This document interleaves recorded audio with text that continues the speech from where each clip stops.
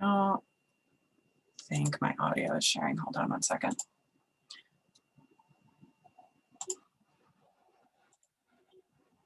Okay. So when we left off, we were talking about how we do blood pressure measurements and what that means in terms of the pressure in our arteries and how we compare that to the pressure in the cuff. So we're going to take a look at this example.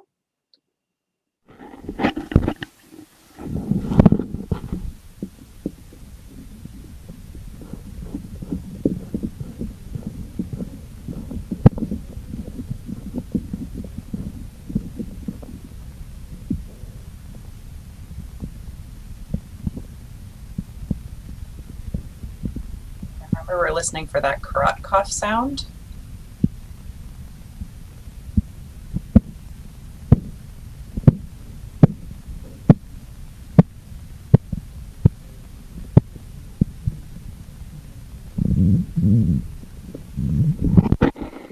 And once more.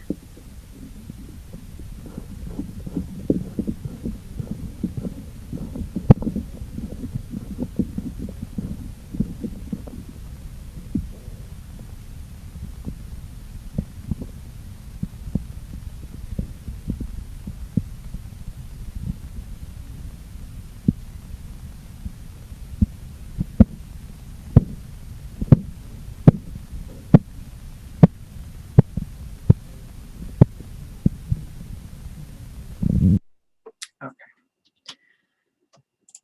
So I don't actually have this set up as a poll today. So yeah, so you're just going to answer in your minds or on a piece of paper.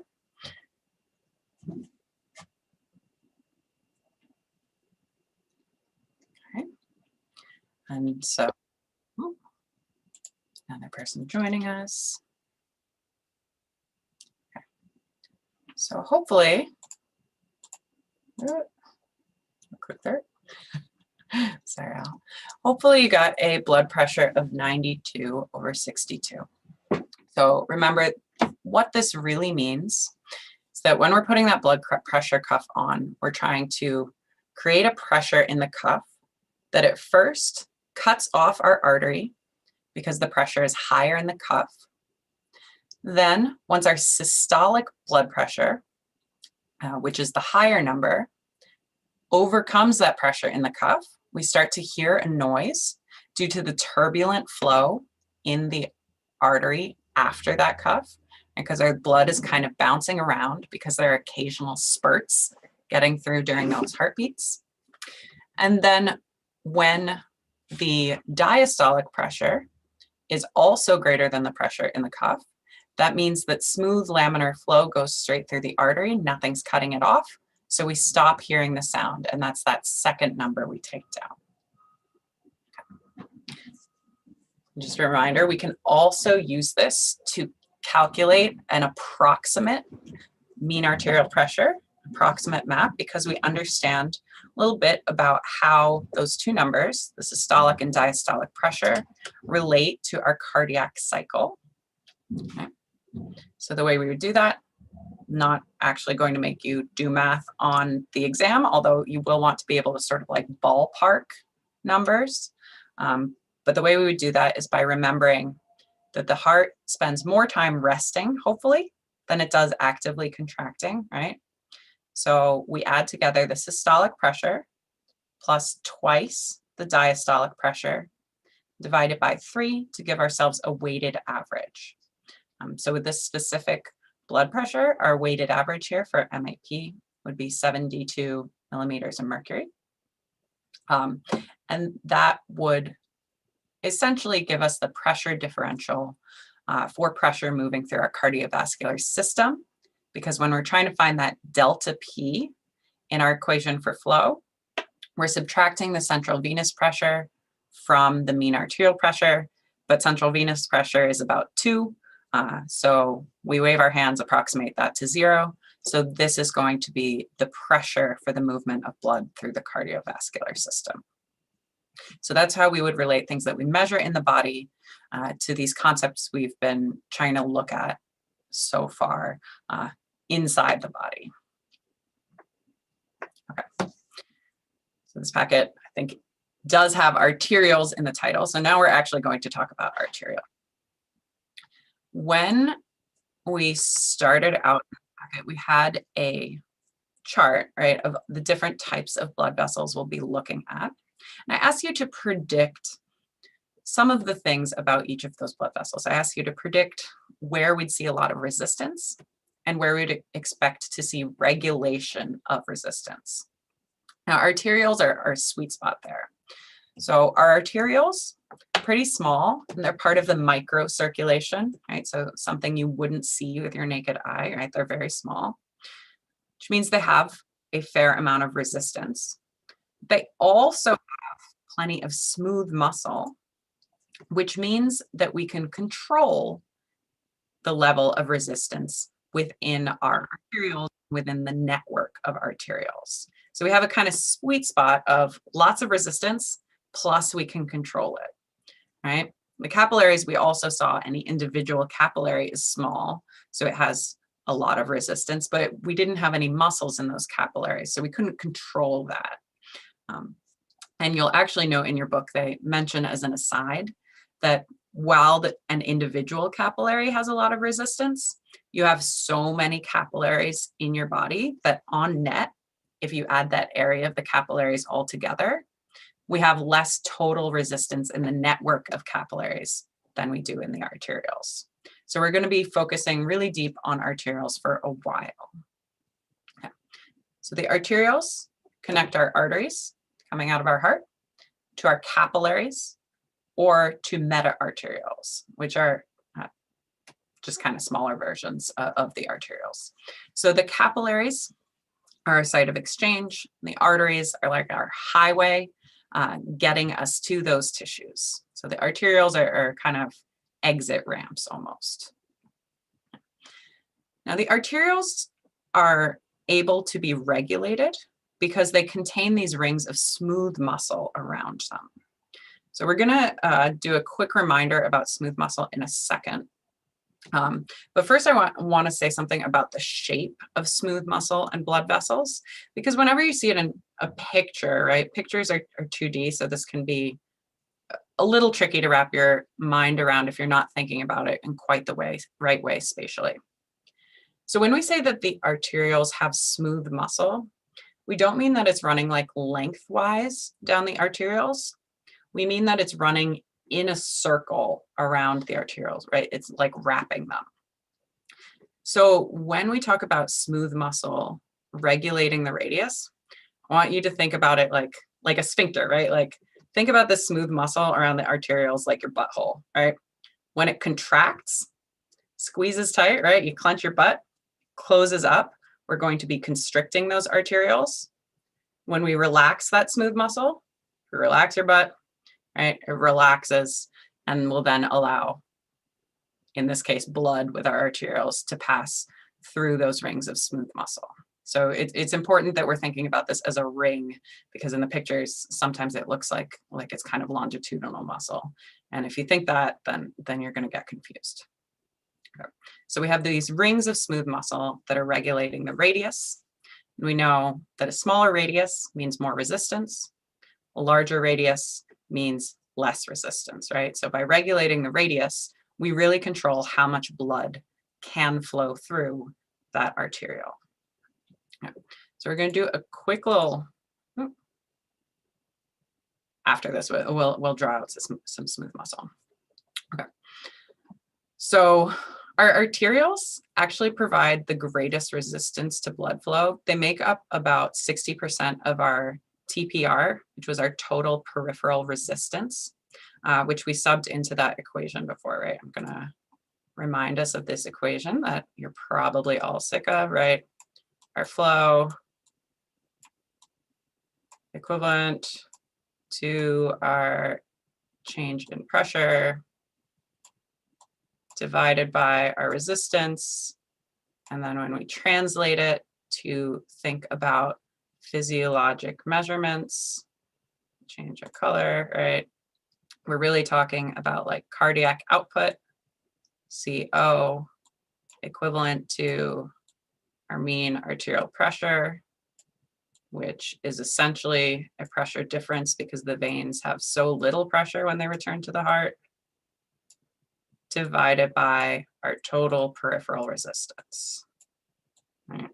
So when we're talking about our whole big cardiovascular system, 60% of this number, right? 60% of this is coming from our arterioles.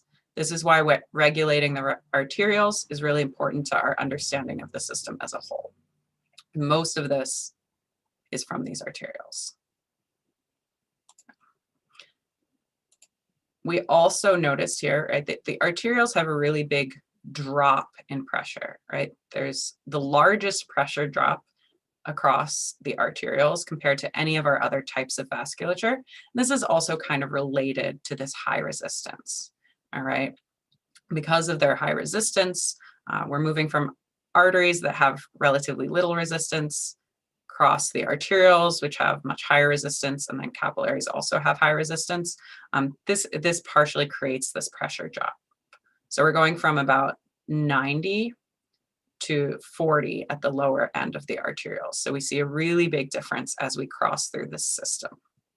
But this resistance is regulated depending on which organs need blood flow and how much of it they need. And that's what we're going to be trying to focus on today. Okay. So just a quick note, another note about our single unit smooth muscle, which is the type of muscle that we're talking about when we're talking about regulation of the arterioles. So for our single unit smooth muscle, we're going to draw some muscle cells. They're not skeletal muscle, they're not cardiac muscle. For smooth muscle, they got this kind of teardrop shape. You want to remember that they're in a ring around the arteriole, but I'm not going to draw that part because we're going to be focusing on how they're interacting with the nervous system for a second. Okay, so here are my smooth muscle cells. The other thing we want to note that I'm going to draw in now, they can have nuclei, right? I don't know if that makes them look more like cells or not, but I'm pretty satisfied. So the thing they have between them is gap junctions. So if we drew them a little closer together, we could just draw kind of a door between them. If we draw them far apart like this so that we notice them all, we'll just draw some big hallways. Right. So there are going to be gap junctions connecting all of our single unit smooth muscle cells together, which means that metabolites in any given cell, right? So we have some metabolites over here in this cell are going to reach equilibrium with metabolites in all the neighboring cells because they're all connected. Their cytoplasm is connected through these gap junctions. Okay. The other thing we want to know about our smooth muscle, the single unit smooth muscle, is that it's got a nerve lying on top of it. So it's not super well innervated. This nerve isn't diving down into the single unit smooth muscle, but it doesn't have to because all those muscle cells are connected by gap junctions.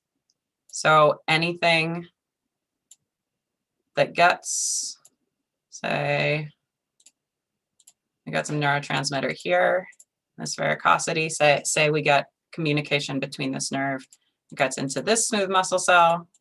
Because of those gap junctions, it's going to get into all the neighboring muscle cells.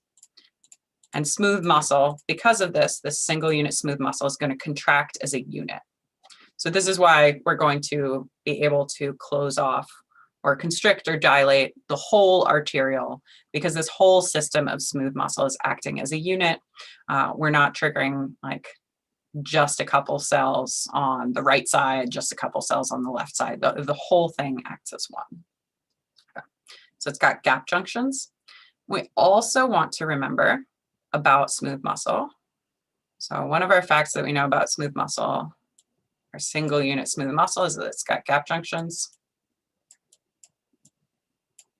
Junctions. Okay. It also has something called tone. So tone means that in its regular resting state, the single unit smooth muscle cell isn't super constricted, but it's not super relaxed either. It's kind of in between. So it has resting tone, which is like a slight level of constriction. So it has tone. Okay. And it's also going to experience something called a stretch reflex. I'll get to that a little bit later when we start to talk about myogenic control of our arterioles. But basically what we're saying when we say it has a stretch reflex, I'll write it on here anyway. Stretch reflex. Okay. So what we're saying there is if you stretch out this single unit smooth muscle, right? So say you have a lot of blood pushing from the inside of the arteriole, pushing out on those walls, so this smooth muscle stretches. At a certain point, it's going to want to bounce back. So that is a feature of the muscle itself. Happens without innervation. It's just part of how single unit smooth muscle is. Okay. So that's our refresher, because I know we didn't go that deep into smooth muscle when we were in A&P1. Okay. So how this relates to our arterioles and our blood flow and our resistance. So we're going to want to be able to change the radius of the arterioles in order to give different organs or different parts of the body differing amounts of blood flow depending on how much blood they actually need. Okay. So the amount of resistance in the arterioles leading to an organ is going to be dependent upon the smooth muscle contraction state. So how tightly that smooth muscle that we were just looking at is clenched. Right? We do have a sort of baseline level of contraction, which we call arteriolar tone. This means basically that from our rest state for the arteriole, right? Our rest state is neither our maximum or minimum radius. From that rest state, from that arteriolar tone, we can either expand, vasodilate, increase the radius, or we can contract. We can squeeze down, we can vasoconstrict and decrease the radius. So at rest, we're kind of in the middle because of this tone in the muscle. So that is independent of extrinsic influences, right? That arteriolar tone just exists because of resting calcium levels, where we're not worried about why tone exists, we just know it does. Okay. So we can vasoconstrict. We've seen this word before. Vasoconstriction, constriction of the vessels, right? When that smooth muscle contracts, it's a circle, right? It's a ring around the arteriole. So when it constricts, gets smaller, decreasing the radius, increasing resistance. So that's what we see in this middle image. And vasodilation, decreased contraction. So dilation, relaxation, increases the radius, right? That ring of muscle relaxes, opens up the central part of the arteriole here, causing vasodilation, causing decreased resistance. Okay. We're going to want to be able to change the resistance in the arterioles in order to control blood flow to individual capillary beds. So what we'll be talking about first, like controlling blood flow to capillary beds in different organs, really is what we're thinking about here. Then we'll also see that we're going to be controlling the arteriolar radius in order to actually regulate mean arterial pressure. So we saw how mean arterial pressure is related to the heart when we were just taking that blood pressure measurement at the beginning of class, right? Related to the systolic and diastolic pressure and the rhythm of your heartbeat. But we'll see that in order to regulate blood pressure, we're going to actually want to regulate the arterioles and their resistance, and therefore the resistance of like the vascular system to blood flow from the heart. We'll talk about that a little bit later. Okay. So first, we're going to understand the intrinsic control of blood flow to the organs. So here we're thinking about intrinsic control of like the arterial radius and therefore its resistance. And when we say intrinsic, we mean that the arterioles in the organs themselves are controlling this flow, right? It's the organs themselves. We're not thinking about nerves running to the organs. We're not thinking about your brain shutting something down. We're thinking about something really local to those organs. The regulation of blood flow to organs is based on need, right? So you don't need a lot of blood flow to an organ that isn't doing anything, right? Isn't using much oxygen, doesn't need much blood. So the best place for us to get information about how much an organ needs is from that organ itself. So we'll see ways that organs, I don't want to say communicate, but the way organs affect the arterioles and their level of dilation versus constriction on a really local level. And they're going to do this by varying the resistance. And we'll see that blood flow to an organ is equivalent to the mean arterial pressure divided by the organ resistance. So this is just a variation on that equation for flow we've been using, right? Flow equivalent to difference in pressure divided by resistance. But now what we're focusing on instead of the system as a whole, right? On the left-hand side, we don't have cardiac output. We're thinking about blood flow to specific organs. And a little bit later on, we're going to compare how different organs regulate blood flow kind of independently of each other. Okay. So we're going to start out with a kind of baseline example. So what we see here is we have our heart. On one side, we have our arterial pressure, right? So this is like MAP. So the blood pressure coming out of the arteries, coming from the heart. And on the other side, we have the venous pressure, VP. This would be equivalent to CVP, the central venous pressure in some of our previous equations, basically 0, right? So what this is showing us is actually something we call the perfusion pressure across each organ. So the perfusion pressure is the pressure gradient across an organ, right? And in this example, the perfusion pressure for each of these organs is the same, right? We have that same difference in pressure across each of the organs. Okay, so that's our starting state. So if we have the same difference in pressure and we have the same amount of resistance, right, we can see that these tunnels going across are all of the same radius, the same diameter. Right, in that case, we'd end up with equivalent flow to organs A, B, and C. Right, so this would be our baseline. We have 3 organs. Those 3 organs are getting the same flow because everything about them is the same difference in pressure, same resistance. But that's not how our body works. Different organ systems get different amounts of blood because they need different amounts of blood. So here we have a slightly different image depicting a similar concept, right? So we have our 2 columns. On the left-hand side, we're thinking of this as the arterial pressure still. So this is arterial flow. On the right-hand side, we have our venous pressure. So this is the pressure in the venous system. We still have organs A, B, and C that we're thinking about, right? The top line, the middle line, and the bottom line. As we set this up,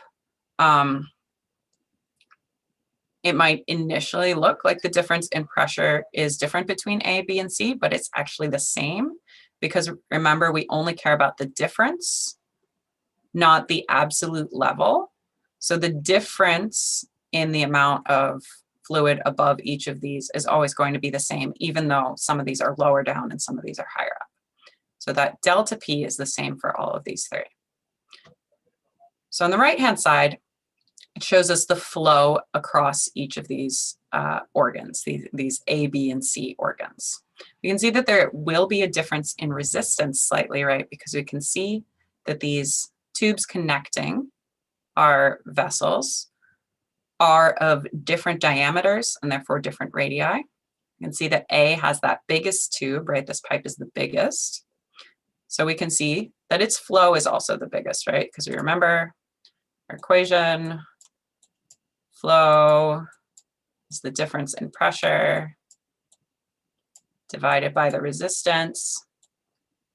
And if our radius is big, then our resistance is low. So this big radius means we have low resistance. That's our divisor. So flow is big. Okay. So we have lots of flow because of that wide diameter, that big radius. B, slightly narrower, so it has an intermediate amount of flow. C, narrowest, has the least flow.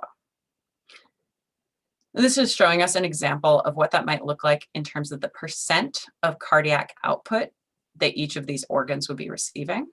So let's say organ A is receiving 50% to begin with. B is receiving a third of the total cardiac output. C is receiving the least, 17%. And we could actually calculate that out if we knew that our total flow is 3 liters per minute and using these numbers for flow, but we don't have to worry about that math really for right now. Okay. So this is our example organ system. Now we're going to make a change. Right? So here, what we're doing is that we're narrowing the flow through B, right? So we're narrowing this vessel, we're narrowing this connection, which means we're increasing the radius. I should not have gotten rid of my equation yet, right? So flow, delta P, resistance, right? So as we narrow B, we increase the resistance. We increase the resistance for B, which means that our flow rate goes down, right? So in our previous image, our flow for B, I believe, was 1 liter per minute. Now that we've narrowed this connection, we've increased the resistance, means we've decreased the flow. Okay. We can see that the flow through B doesn't actually have an effect on the absolute flow through A or C because nothing changed for A or C, right? The difference in pressure didn't change. Their resistance didn't change. So they have the same flow as in the previous image, right? We have 1.5, we have 0.5 for C. But we have changed the total flow through all of these 3 organs, right? We had 3 liters per minute before. Now we only have 2.5 liters per minute. So it does change the percent of cardiac output that each of these organ systems get. I'm going to flip back for a second, right? Am I? Yes, I am. Okay. So before, right, A had 50% of the cardiac output. Now, even though it has that same flow rate because we have less total flow, because B has less flow, A is getting 60% of the cardiac output. So B is regulated independently. It doesn't affect how much blood A and C are getting in terms of the rate of blood that they're getting, but it does affect the percentage of the cardiac output they get if it affects the total flow through our system. Okay.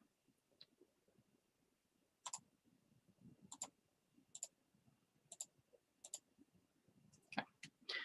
So there are going to be local factors in the organs that control vascular resistance, that change the radius. So just like we had that constriction in B, there are going to be local factors to the organs, intrinsic control, that can do something similar to arterioles in specific organs. This is going to be dependent upon the contractile state of the smooth muscle in the vessel walls. So what we're actually going to be acting on locally is we're going to make changes that change how contracted that smooth muscle is. We're going to be regulating the radius, which means they change the resistance, which means they regulate blood flow because blood flow is dependent upon resistance. Our first intrinsic control of blood flow, right? Our first piece of local regulation is changes in metabolic activity. So when we say metabolism, you should be thinking, right, cellular respiration. You should be thinking about breaking down glucose by using oxygen and producing carbon dioxide. So our sort of gut check for how blood vessels are going to be responding to metabolic activity should be that when we increase metabolic activity, so when we're doing more cellular respiration, we're breaking down more glucose because that organ or organ system is active. It's going to need a lot of blood, right? When you need a lot of blood, you want vasodilation, okay? So triggers for vasodilation are going to be anything that's associated with increased metabolic activity. So if you were looking at a cell, just kind of, I guess, in a petri dish, right? And you wanted to think about how metabolically active it is. One of the things you could measure, and our best thing to think about here, is going to be how much carbon dioxide there is, right? How much of this byproduct of metabolism there is. So high carbon dioxide is going to mean high metabolic activity. These other two are less important, but high potassium and hydrogen ions would also be related to increased metabolic activity. I would highlight for you guys, the carbon dioxide is what I really care about you remembering. Okay. Changes associated with decreased metabolic activity are going to cause vasoconstriction, meaning we're going to decrease the radius, thereby increasing resistance, thereby decreasing blood flow. So actually how we're going to notice that in a cell is that we're going to see a lot of extra oxygen hanging around. And if oxygen isn't being used, we'll actually see it in the system. So we'll see that oxygen is going to cause vasoconstriction. So you can kind of think about these needs for blood flow, right? Think about it like you're drinking a milkshake, right? If you want a lot of milkshake, you want a lot of blood flow, right? You're really thirsty, you have a really big sweet tooth. You're not going to drink that milkshake with a coffee straw, right? That wouldn't help you. You wouldn't get very much milkshake at all. You want a big, wide milkshake straw, right? When you need more milkshake. So when you need more blood because you have increased metabolic activity. Okay. We are going to draw this out in all sorts of different ways because I know this can be a little counterintuitive occasionally. Oh, got a chat.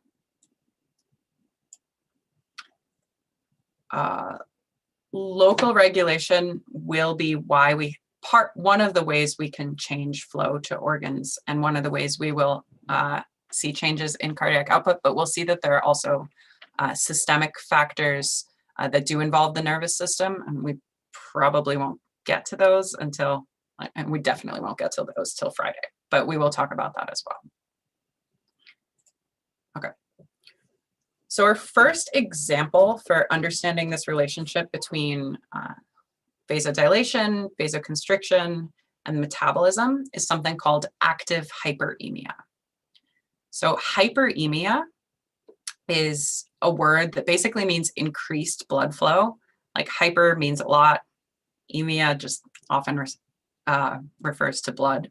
So active hyperemia is increases in blood flow due to activity. So the activity here, it means like is actually like exercise, right? Active hyperemia is increased blood flow in response to increased metabolic activity, like you would see when you're exercising, although you also see increased metabolic activity in some other situations.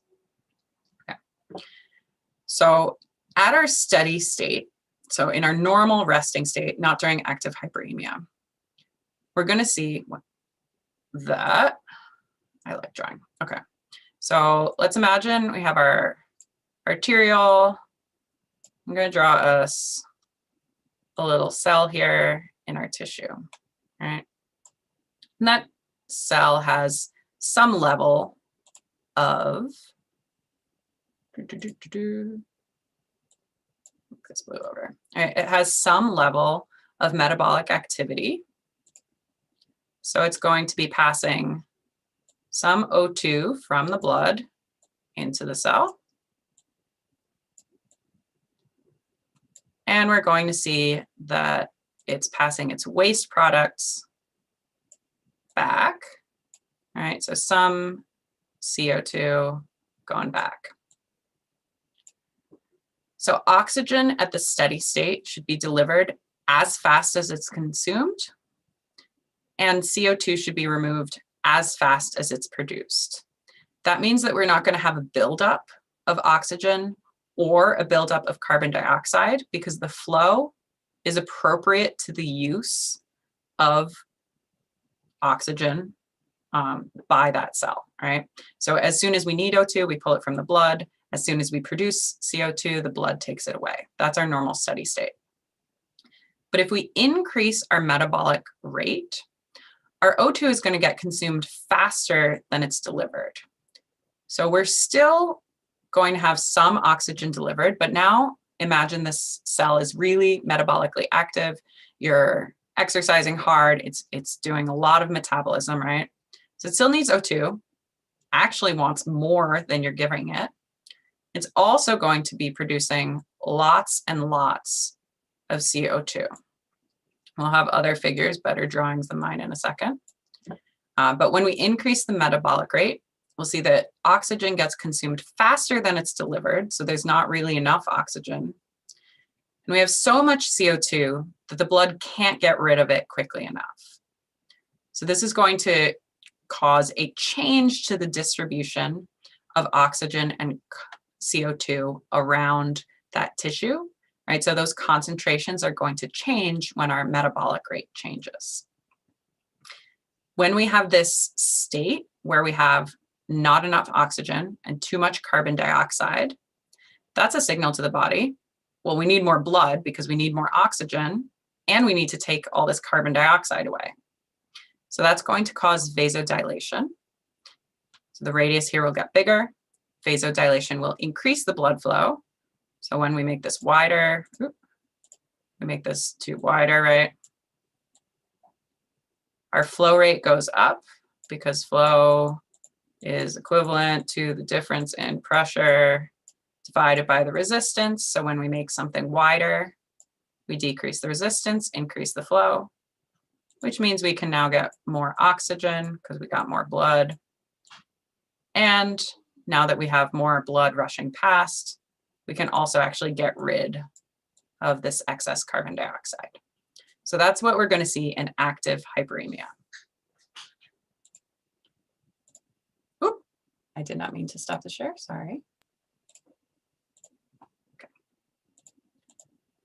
So this figure from the book draws it out a little better than I just did, and we'll step through this, but same concept, right?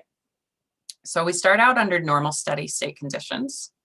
In this case, oxygen is our purple dots, carbon dioxide is our green dots, our tissue, our cells, our organ, these beige guys up at the top, our arteriole, our capillaries down here at the bottom.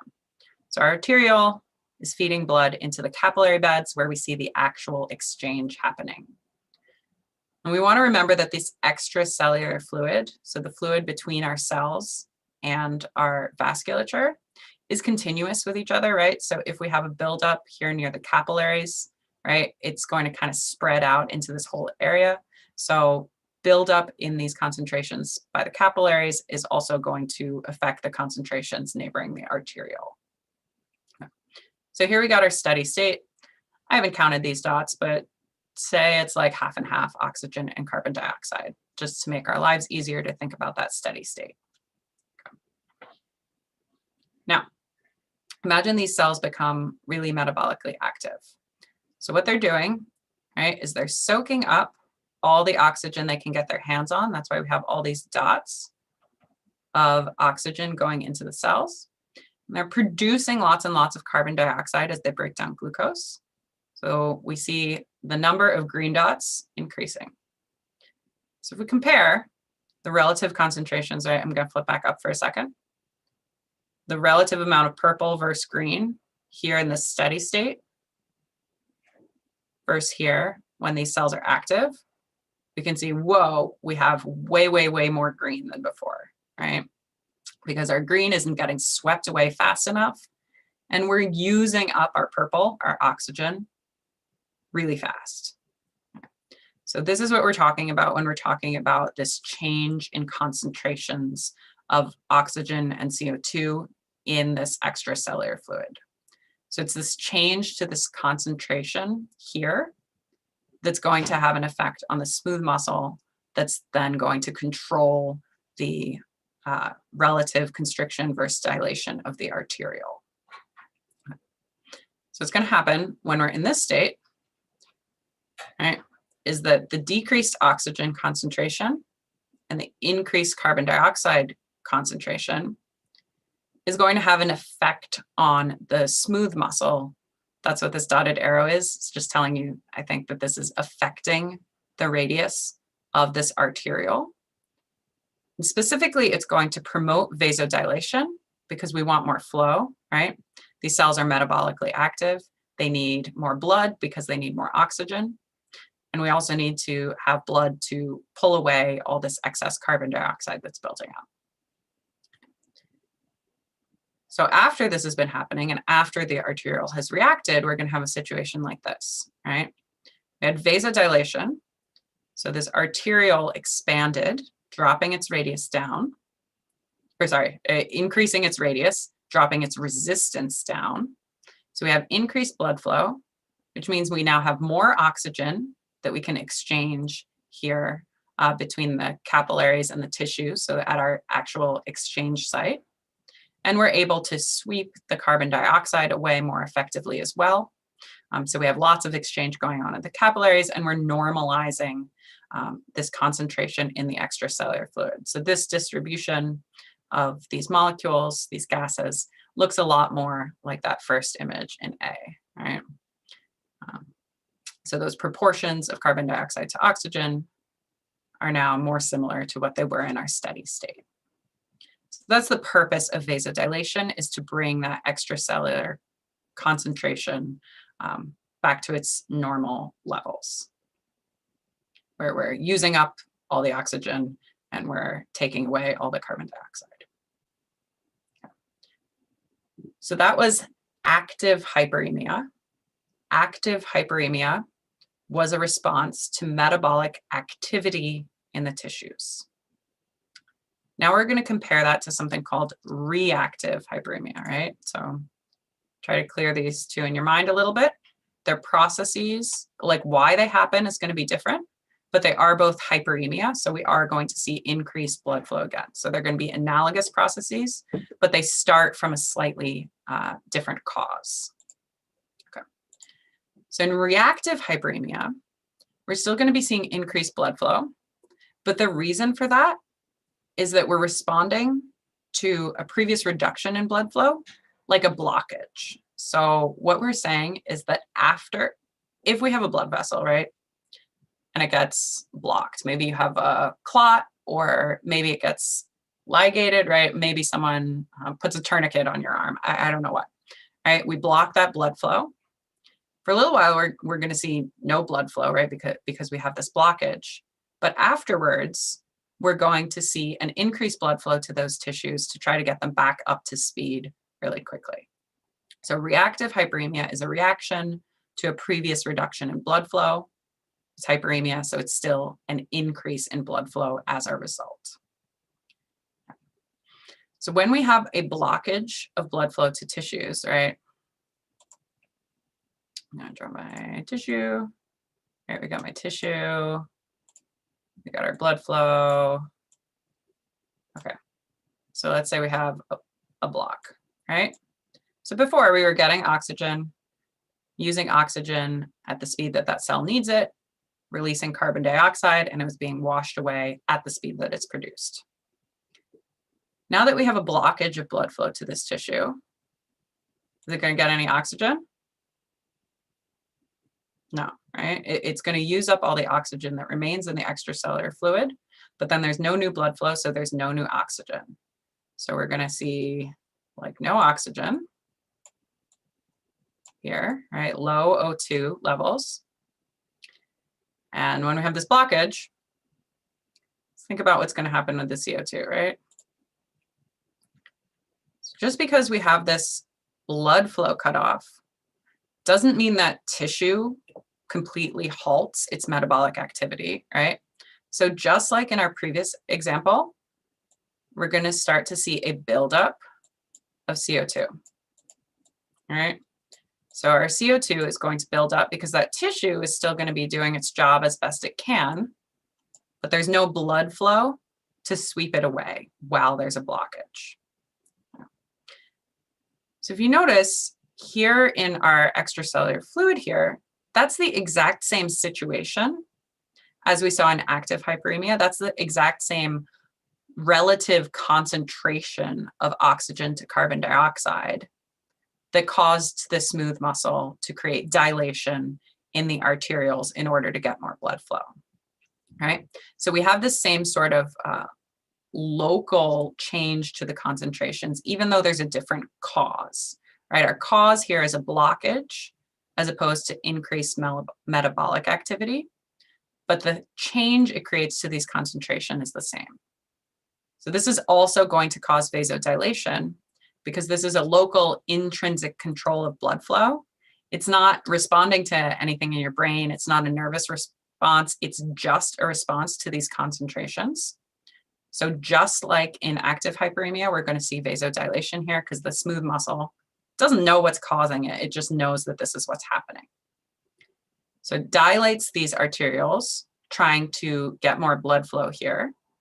Doesn't help while the blockage remains, but if we undo the blockage, right? Eventually we will undo this. Okay. Once the blood flow continues, we're going to have that expanded arteriole. So we're going to see increased blood flow after our blockage.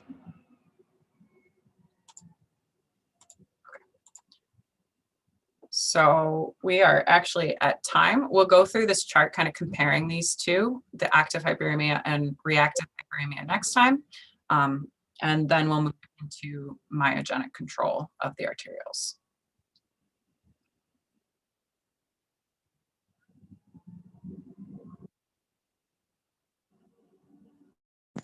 Thank you.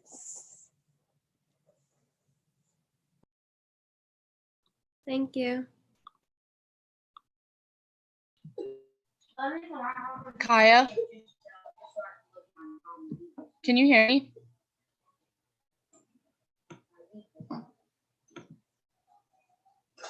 Hello?